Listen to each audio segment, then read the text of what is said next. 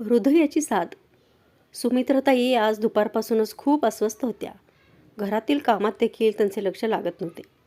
नेहमी अगदी प्रेमाने सर्व काही करणारी आपली पत्नी इतकी अस्वस्थ झालेली पाहून शामराव देखील काळजीत पडले. खरं तर गेले 4 महिने या उभयंतांनी घरात काही गोडधोड केले नव्हते की कुणा नातेवाईकांकडे गेले नव्हते. सुमित्राताई आणि शामराव हे सुखवस्तू कुटुंबातील जोडपे. लग्नाला 10 वर्षे होऊनही घरात पाळणा हालेना.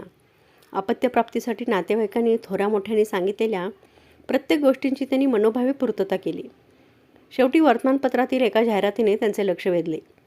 आता हा शेवटचा पर्याय म्हणून त्यांनी डॉक्टर पाटील यांच्याकडे उपचार करण्याचे ठरवले आणि आश्चर्य म्हणजे अगदी पहिल्याच महिन्यात त्यांना गोड बातमी मिळाली.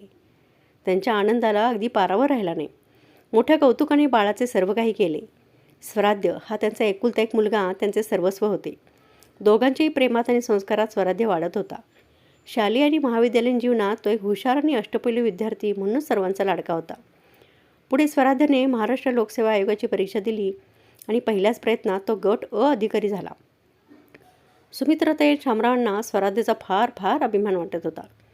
त्याच्याच ऑफिसमधल्या एका सुंदर आणि गुली मुलीशी त्याचे आधी प्रेम आणि मग लग्न ठरले होते. रेवती स्वराध्यची होणारी पत्नी ही देखील बुद्धिमान होती. आपल्या एकुलत्या एका मुलाच्या लग्नाच्या तयारीत काहीही कमी पडू नये म्हणून सुमित्राताई आणि शामराव बारीक सारीक सगळ्या गोष्टींची काळजी घेत होते. सगळे काही सुरळीत चालू होते आणि अचानक एक दिवशी एका वाईट बातमीने सगळ्या आनंदावर विरजण घातले. रेवतीचे एका अपघातात निधन झाले. स्वराध्याला या बातमीचा इतका जबरदस्त धक्का बसला की गेले 4 महिने तो अबोल आणि निर्विकार झाला होता. मानसोपचार तज्ज्ञही त्याच्या या अवस्थेपुढे हतबल झाले. सुमित्राताई आणि शामराव पार खचून गेले होते आणि आज अचानक एक फोन आला. पलीकडून एक मुलगी बोलत होती. तिने स्वराध्याला भेटण्याची इच्छा व्यक्त केली. फोनवरील त्या संभाषणाने सुमित्राताई अस्वस्थ होत्या. कोण असेल ही मुलगी? हिला स्वराध्याला का भेटायचं आहे? या विचाराने सुमित्राताई बेचैन झाल्या होत्या आणि म्हणूनच सकाळपासून त्या अस्वस्थ होत्या. फोनवर सांगितल्याप्रमाणे ती मुलगी घरी आली. येताच तिने सुमित्राताई आणि शामरावांना वाकून नमस्कार केला. सुमित्राताईंनी चहा केला. चहा घेत ती सांगू लागली, मी प्रिया कुलकर्णी. गेली 2 वर्षे हृदयविकाराने आजारी होते. हृदय प्रत्यारोपण हाच एकमेव उपाय डॉक्टरांनी सांगितला होता. हृदयदाता न मिळाल्याने माझी जगण्याची उमेदच संपली होती. पण 4 महिन्यांपूर्वी आमच्या डॉक्टरांचा मला फोन आला. रेवती जोशी नावाची एक तरुणी आपले हृदय मला देणार होती. ती अखेरचे श्वास घेत होती.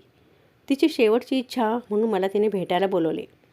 तेव्हा शेवटच्या क्षणी रेवतीने मला स्वराध्याविषयी सर्व काही सांगितले आणि या जगाचा तिने निरोप घेतला. माझ्यावर यशस्वी शस्त्रक्रिया झाली आणि रेवतीने मला नवीन जीवदान दिले. खरं सांगू, त्या दिवसापासून माझे मन स्वराध्याला भेटण्यासाठी अगदी आतुर झाले आहे. कृपया मला त्याला अगदी भेटू द्या.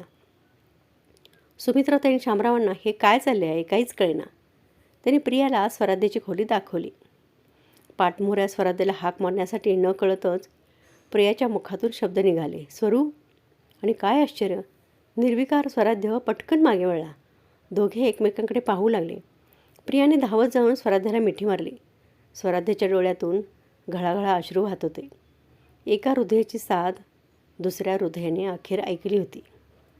वाचक हो, अवयवदानाचे महत्त्व सांगणारी छोटीशी कथा तुम्हाला कशी वाटली?